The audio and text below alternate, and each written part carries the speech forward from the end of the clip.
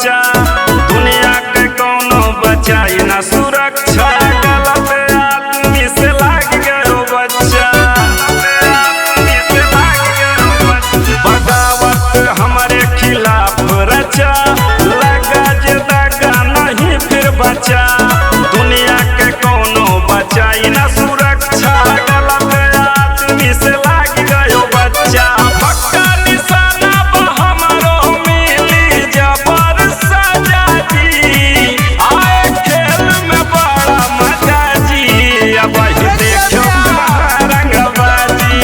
वक्त बदला बड़ा मिजाजी अब देखो रंगबाजी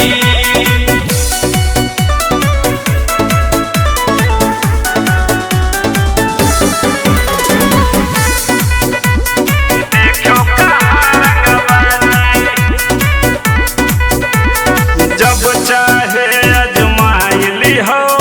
गुंडा गुंडी का बोलाइली हो गलत करी ना गलत सुनी पावर बजत ना लगाइली हो पावर बजत ना लगाइली हो जब चाहे अजमाइली हो गुंडा गुंडी का बोलाइली हो गलत करी ना गलत सुनी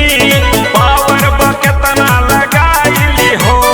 देवा के सेवा में कमी ना लागे मिली घाव ताजा जी आए खेल में बड़ा मजा जी अब देखो कहाँ रंगबाजी वक्त बदला बड़ा मिजाजी अब देखो